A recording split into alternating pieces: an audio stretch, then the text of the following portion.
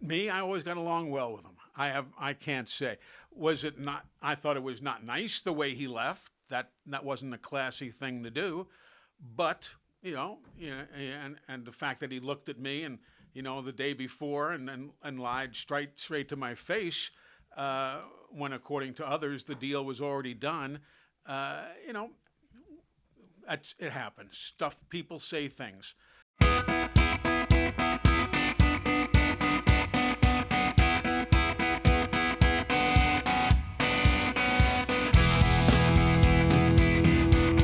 Beat Everyone is brought to you by Broadway Joe's Fantasy Sports, inspired by football legend Joe Namath. Embrace the thrill of daily fantasy sports like never before in a new app coming soon. Welcome to Beat Everyone. I'm Ben Flanagan. I'm with AL.com's Michael Casagrande, and we are obviously with the great Eli Gold. Eli, thanks for being here. My pleasure. Thank you. Eli, we're going to talk coaches today. If you didn't know, Nick Saban retired. I had heard something about that, yeah. If you didn't know, Kalen DeBoer is now the Alabama head coach. Right. He's taken his place. But what some people may not remember at this point is that there were actually football coaches who worked at Alabama before Nick Saban took over. Yes.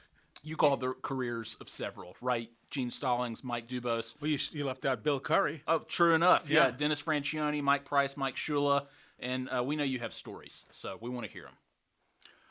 Well, I don't even know where to start. They were all great guys. I got along with every single one of them, which is probably a prerequisite in my job. But we always got along very, very well.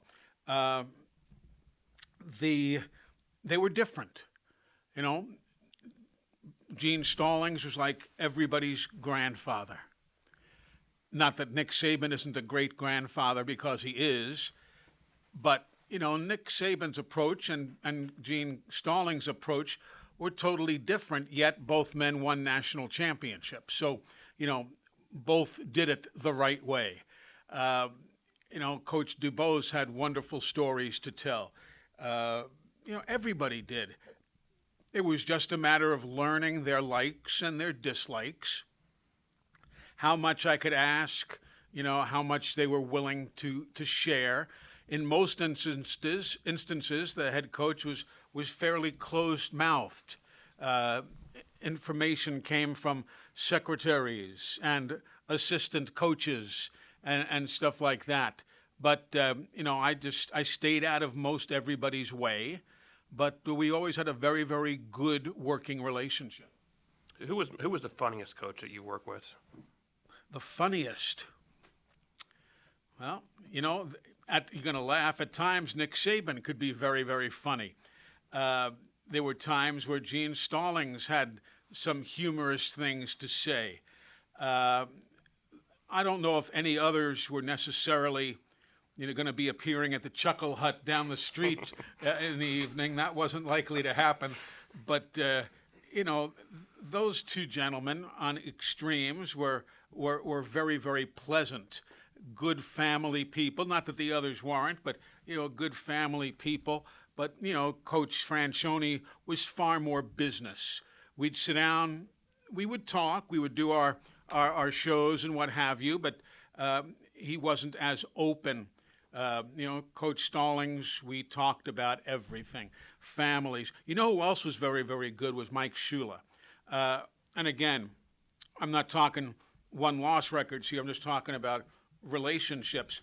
I'd go and tape the coach's show with Coach Shula on Friday nights. And, he and his wife were there, and, we'd sit around and we would talk about everything. We would talk about, to him, I'd talk politics. We'd talk wrestling. We would talk NASCAR racing. We would talk everything. And nothing was off limits because we were just a couple of guys. We just got along well, and we shot the breeze. And then I'd finally say, all right, let me turn the machine on. And I'd turn on the tape recorder, and we would sit and do the pregame. So, those three, I guess, Stallings, Shula, and Coach Saban were probably the three that could be the loosest at times. I kind of want to go in order with these coaches, right? We did talk about Bill Curry on a previous episode. Right. I want to start with Gene Stallings, right? Because he obviously carved out his own legacy as a national championship coach at Alabama. He's Right. beloved. But he did have sort of that Bear Bryant vibe, that old school vibe. Sure. What do you remember about Gene Stallings, his time and your interactions with him? I remember he was most quick to help and to share information with me. He used to give me, and I don't know how unusual this is, but he was the only coach I've ever had do it. When I would meet with him on Friday night, he would give me the first 10 plays that the team was, they have the script usually for the first 10. He would give that to me on a piece of paper. And I never used that. I never used it except once. I don't know why. It was one of those games where Alabama was going to win big time. I forget who the opponent was, but you just knew the Tide was going to win, 65-2 or something. And we're going through the first 10 plays, and I guess we were about 7 plays in, and I looked at the piece of paper and I saw what the 7th play was, and I said to Snake, Kenny was my color man, and I said, Snake, this would be a great time to run whatever the play was. And I read it right off the chart. He goes, well, that's possible. Could be. And, of course, Alabama went out and ran that play because I knew what was coming. And he goes, damn. He goes, you're good. But that was the only time I used, but he was that open is what I was getting at. He was open enough to trust me. And that was the thing. We developed a good trust. We would talk on the practice field, which would never happen with any other coach. But I'd be sitting there and he came to Talladega. Coach Stallings did. He was going to be the grand marshal at the race at Talladega. That's the guy who says, gentlemen, start your engines and all of this stuff. A ceremonial position. And he was going to do that, and he did. And then the next week, I'm on the practice field. It's like Tuesday. And I hear this whistle, and he's looking I was on the sidelines, of course, and he was looking in my general direction, and he was going like this. And I'm looking around to see who's standing near, and there was nobody near me. And I motioned like this. I said, he goes, yeah. And he motions me out, so I walk out into the middle of the practice field. And this was Tennessee week, all right, coming up to the Tennessee game. And he wanted to talk about some of the men that he had met at the race at Talladega this was early in practice. It was during the calisthenics warm-up period, so he wasn't necessarily missing anything critical. And he wanted to talk about, tell me more about this guy, and what's this guy like, and what is this, and so on and so forth. And and then we walked, and there was a kid trying out as a walk-on place kicker. And he said, come with me. And so I walked, and we were talking NASCAR as we walked over to watch this kid kick and came back and so on and so forth. So he had a very interesting, he had a fatherly side to him that I found very attractive and very comforting to work with. And he would give me great answers. And one day we're in Starkville. And this had to have been 1991, 92 maybe, whatever. And I was in the process, my wife and I were in the process of building a new home here in Alabama. And he was building a home in Texas. Now, you got to understand here, folks, his home looked like the Marriott, and my home looked like the servants' quarters to his big home. It was it was a regular house. But he says to me, hey, next week, he says, why don't you bring your blueprints with you? Next week, Bama was going to Starkville to play the Bulldogs, and the team always stayed in Columbus. And he said, next week, bring your blueprints. I'd love to see them. And I did. And Friday night, before we taped the pregame show, there are Nick Saban and Gene Stallings and I sitting on the sofa with one of those coffee tables in front of us. And I had my blueprints out, and he had his blueprints out, and we're looking, and he said, you need to have an electric outlet right there. And he told me why, and this and that. It was very interesting. We were just comparing blueprints. Again, mine was like, 2 little pages, and his was, 18 of those big blueprint pages. But nevertheless, Friday night before the game in Starkville, we're sitting there talking about building our homes. And then eventually we'd finish that, and we taped the pregame show. And then when we finished doing that, we went back to talking about our houses again. Just a nice, regular guy when you got him away from the pressures of his job. That's pretty interesting. I bet you never did that with Nick Saban. I bet you never compared blueprints. Not at all. He probably didn't give you the script to the game either. No, he didn't do that either. Yeah. But what about did you know, we talked in a previous episode about that Sugar Bowl against Miami. Did you know that they were going to do that defensive I did. lineup? Yeah, I had been told that was what they were going to do. But, it just because you're told that doesn't mean that, A, they're actually going to do it, or B, that it's going to work, or that they might not, go away from it after the first play if it gets blown up. So, but yes, the coaches have been very good over the years to tell me stuff. They don't want me to get caught on the air not knowing something major. And, very much like when John Forney and Doug were pulled into that meeting by Coach Bryant and told that we're going to go to the Wishbone. He said, we knew you didn't know much about it, got to go over it, and, they told the broadcast crew, here's what's going to happen. So, yeah, we're all in this together again, I'm not mainline media, as I've said in other episodes of our gathering here. So they knew I wasn't going to go and run and pick up the phone and call, the other team's coach. So if there was going to be something major happen, if there was going to be a major change in personnel, whatever it was, they'd give me a heads up on that.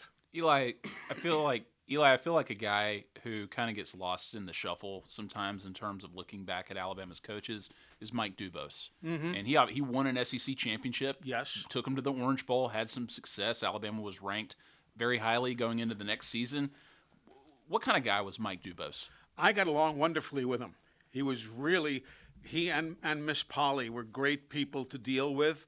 I know my wife and Polly would talk in the corner on Friday nights when Mike DuBose and I were doing our pregame show over here in this corner.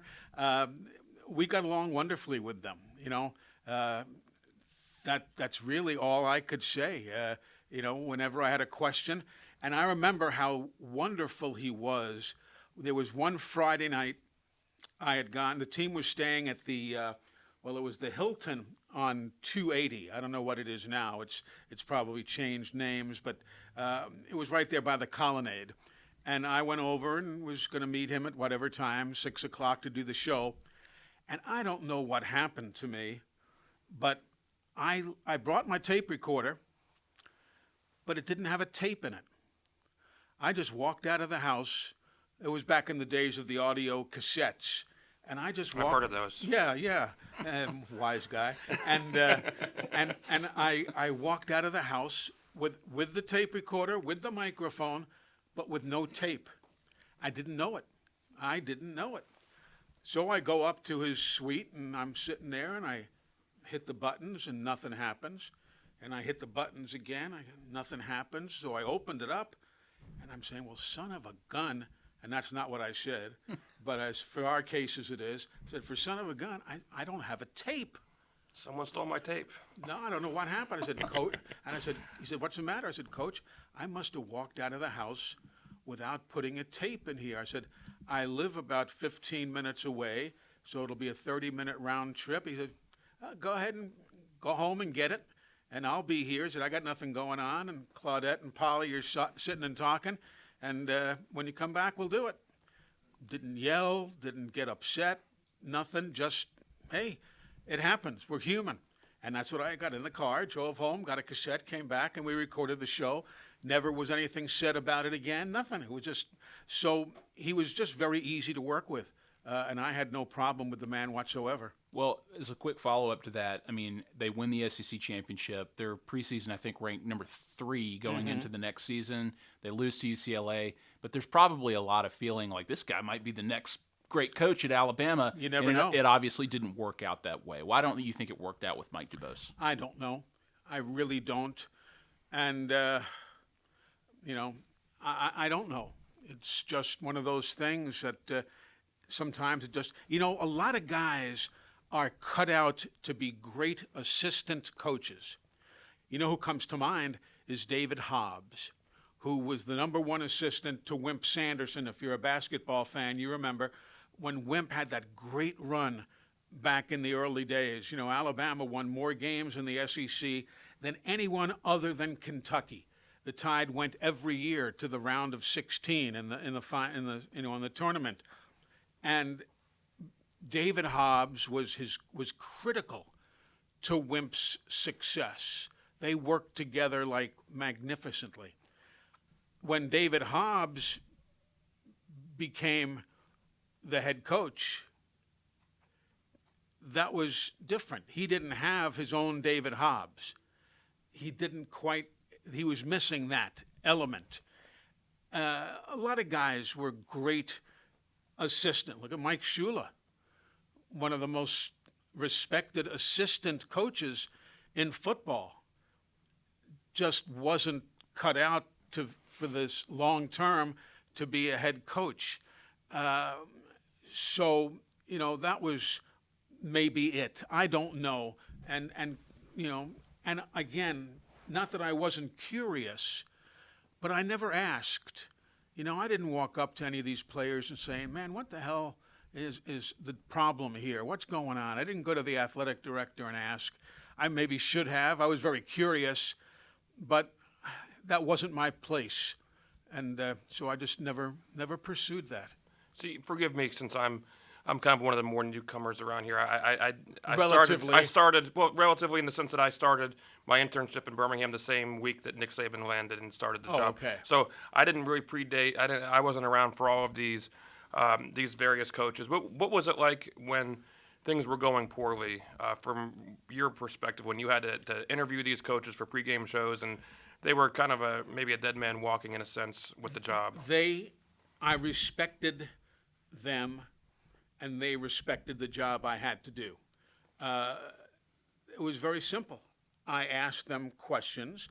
I phrased them gently sometimes, but I asked the questions that had to be asked, but in a nice way. And, but if something was in the news, you had to talk about it. You couldn't, but they also respected the fact that I had to ask the question. And I didn't ask things in an accusatory way.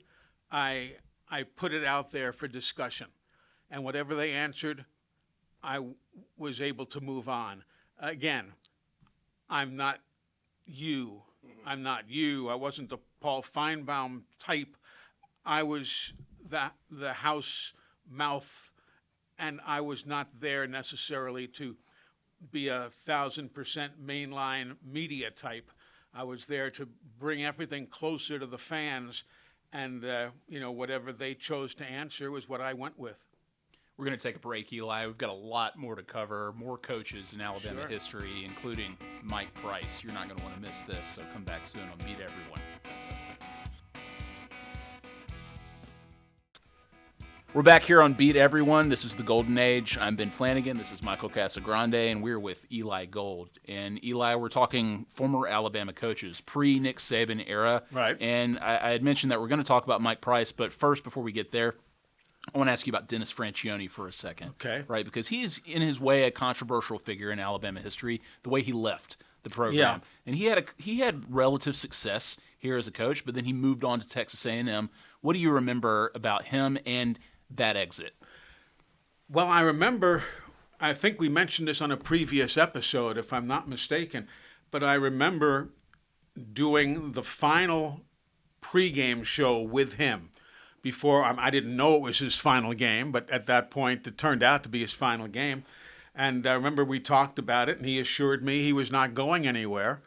And next thing you know, of course, he's out the door. And that's when I had invoked the name of Ron Franklin, the former college football play-by-play man from ESPN, who did the Saturday night primetime game. And Ron had Texas ties. He lived in Austin. And I said to him, he said, "What'd you hear?" He saw me come back from my meeting with Franchione. I said, "He tells me he's not going anywhere." And Ron said, "Well, that's not true. It's already gone. I talked to R.C. Slocum." Ron was telling me, and he said the deal's done. And so, I got along well with Coach Franchione. I got along well with all these guys. I don't know if you're looking for anything salacious, it's not there. He was very nice, good timing. There really isn't. He just, we'd sat down and we would talk and do our show and then go about our business. He was just he was a nice guy in that regard. And again, a lot of people who might have had some problems with him, well, I worked with him differently.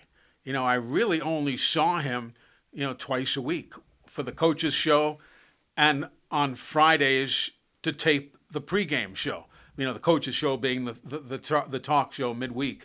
Other than that, I didn't have many dealings with him, and I spent time more with his assistant coaches if I needed something answered than anything else. Did you get the sense that he didn't feel comfortable at Alabama? That the pressure of it all was No, that didn't dawn on me. He was a little bit different. He had his people around him, different people.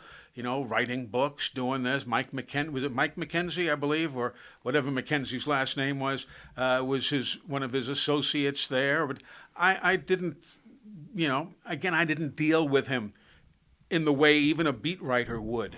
I was not with him every day. And when I saw him on the practice field, he was always cordial, always came over. "Hey, how are you? Good to see you."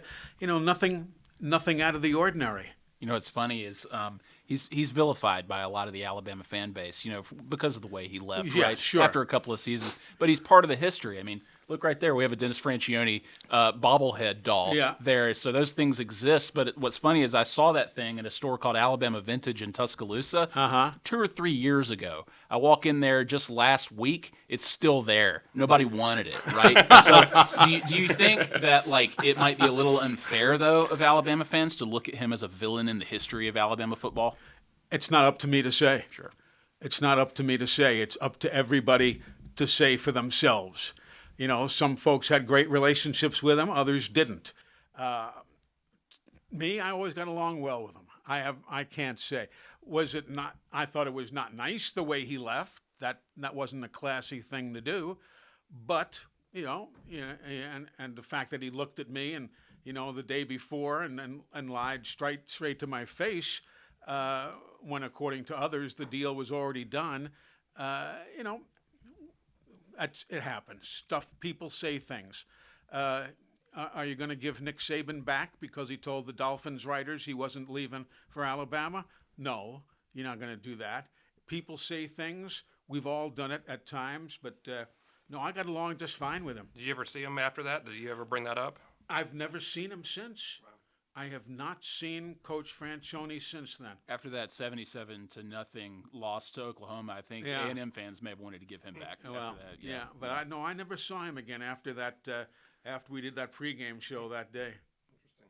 Yeah.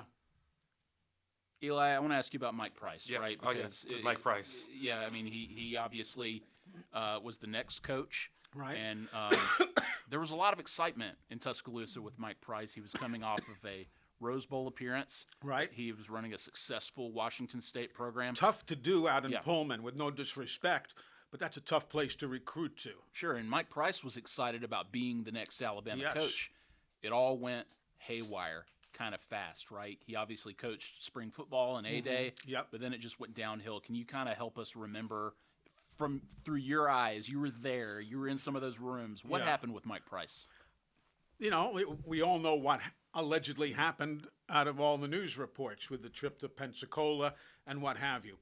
I can tell you this. I would be in the football building, and the one and only time, and again, we're talking 36 years worth, the one and only time that I have been invited into the coach's office to have lunch, not going into the coach's office to talk football, but the only time I've been invited into the coach's office to have lunch was by Mike Price. I was in the building one day, and it was, noontime, whatever. He said, "Hey, what are you doing?" I said, "Not much, Coach. Just hanging around, talking this, that, and the other." He goes, "What are you doing for lunch?" I said, "I have no plans." He goes, "Well, if you like bologna and cheese," he said, "I've got the makings for some sandwiches. Come on, join me." I said, "Okay." I mean, who would not take, a private audience, if you will, with the coach? It's just he and I talking for a half hour so we each made our own bologna and cheese sandwich, and we sat and talked. And he's a very nice man, a very pleasant man. He said a few things that I thought indicated that he wasn't quite sure of what he was, or didn't realize what he was approaching. That's probably the better way to put it. Didn't realize how things in Tuscaloosa would be different from things in Pullman, Washington, because heck, he got the Rose Bowl. I mean, that's big wherever you are. But I don't think I realized as he was talking that he didn't quite get it. And I'm not going to disclose everything here, but the bottom line was I knew he didn't get it, but he was as cordial as can be. We did a talk show prior to the A-Day game, and he was great, and the family was very pleasant. We had a nice time, did a good show. So, the fact that what came down, I didn't realize, I had no idea, obviously, and, but my time with him, short as it was pleasant and nothing really significant. Would you say that was the low point of the program when you were around? Was that the rock bottom point, and the Stallings to the... That might have been. It might have been. It was embarrassing for, the university in many regards. And so, yeah, that might have been. Might well have been. So his firing was huge news, not just in Tuscaloosa, but Sure. in the country. And I remember distinctly the setup of the press conference where players like Brody Croyle and Shad Williams and I believe Wesley Britt, they got up on the podium, they pleaded, some tears were shed. They wanted him to stay. He had won over the players. He was a nice guy. Right. A very nice man. But the president at the time, Robert Witt, made the decision, he's fired. We're not going to give him another chance or a second chance. What did you think of that decision? I didn't second guess it. I said, there's clearly a lot of stuff I didn't know. And again, I go back to my approach of not sticking my nose where it didn't need to be. Even if Dr. Witt had shared all this stuff with me, even if I asked and he had shared, what was I going to do with it? I didn't have a column. I didn't have a daily article to write. I didn't have a daily talk show. I didn't have anything. There was no place for me to use any information I might have gleaned. You could have waited 20 years and told it on a podcast. I could have, yeah. Yeah, you do now. Yeah, but, I just didn't, I never asked. Yeah. I didn't, and I liked and respected Dr. Witt, who didn't make many mistakes at all, as we now know. I respected Dr. Witt, and I said, if that's the decision he has reached, then it's the right decision. It's the best for the university. And that was that. So I never asked him why. It was clear that what transpired was an embarrassment, and I don't think there was any question as to why he was dismissed. I want to follow up because you just said, maybe put simply, he didn't get it. Aspects of this job and like what the expectation was of him, what they were of him. So, and I don't know if it was even the expectation of the job, just the title. Yeah, and it just didn't. It was different in Pullman, Washington. Well, on that note, Kalen DeBoer is obviously coming from the Pacific Northwest too, and Yeah. they're obviously, who knows? They seem like very different people, right? Yeah. And Kalen DeBoer's reputation thus far appears to be great and impeccable, Sure. right? As a coach and as a person, but he's an outsider, so to speak, right? In terms of Alabama and the South, what would your advice be to him as somebody who needs to understand how to get it the way you put it earlier? He doesn't need any advice from me. The man's sharp. He's been in tight situations in a lot of places. He's won national championships, and I don't care if it was NAIA. You win a national title in anything, you've done very, very well. He doesn't need my advice. I had a very nice conversation. I've met him one time, and that was deliberate here. I just didn't want to be hanging around after I was dismissed by the university. I didn't go back to the football building. I didn't have any reason to. I just stayed away. But he and I both won the Stallings Award a few weeks ago. Well, it goes back a little ways now, but in Dallas. And he won the Stallings Award. I won the Johnny Stallings Award, named after John Mark Stallings, Coach Stallings' son. And we were together, and we had a chance to chat privately. And we had a wonderful conversation. He knew exactly who I was. I obviously knew and respected who he was. And I could just tell he was the right man for the job. So I don't think he needs my backing, or although he does have my backing, but he doesn't need anything that I could teach him. He knows enough. Well, there was a somewhat of an insider in Mike Shula, who comes after all of the mess. What was it like? What was the energy like when he got there, and how did you feel about that hiring? Well, I thought it was a great hiring because he was sought after. He had, he grew up, let alone having been an Alabama quarterback, but he also grew up at the feet of arguably the greatest head coach in history, Don Shula. You can rank coaches wherever you want, but arguably Don Shula was one of the best of all time. And I was excited. I really was. A great guy, nice family. We got along wonderfully. I mean, we'd sit down. I think I mentioned it earlier, or maybe in a previous podcast, that we'd get together on a Friday night to tape his show, and we'd sit down and we'd talk everything. Politics, weather. He'd want to go where I was going, see where I was going for the NASCAR race that weekend. He was as interested about everything in my life as I was with his. We talked about him. He ran into my daughter one time at high school. She was a student in Vestavia, and he was there recruiting a kid. And they just happened to see each other. And Elise, my daughter, said, "Oh, it was magnificent." He came running up to me, and we hugged and talked and so on. He goes, "Right in front of all of my friends." She goes, "It was great." Oh, cool. Yeah. And he was a wonderful, and still is a wonderful guy. So, no, I got along superbly with him. The one thing I did note, and it, and I don't know how much, if any, it played into Mal Moore's eventual decision, but win, lose, or draw, Coach Shula was like this. Win, lose, tie. The emotions didn't seem to publicly go. It was, what was it? It was an NFL approach. That's how it is in the National Football League. I've been in many NFL locker rooms after a loss, and I'm not talking about Super Bowls, but I do NFL games on Sundays, and I walked into the Seattle Seahawks locker room one day, and there was Sean Alexander, and there was Chris Gray, the lineman who lives here in Birmingham, had played there forever.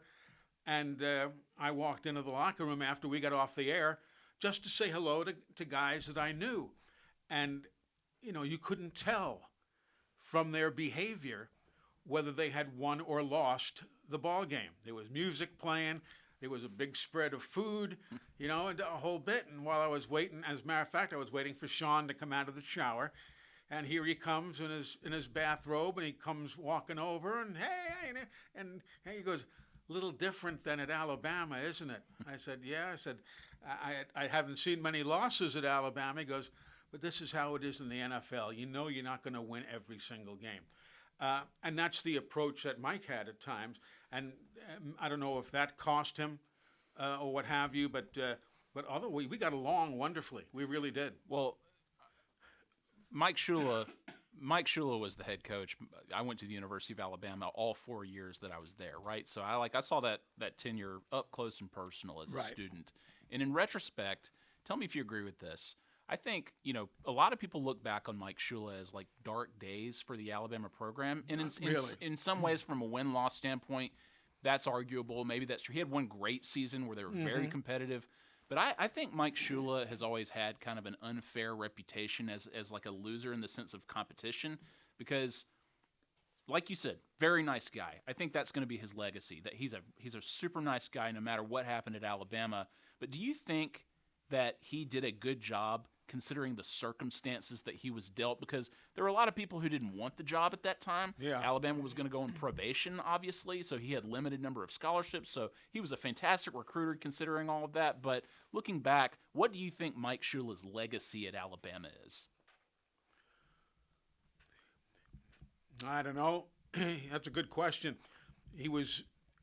I thought he was a fine coach. His legacy will probably be the guy who preceded Nick Saban.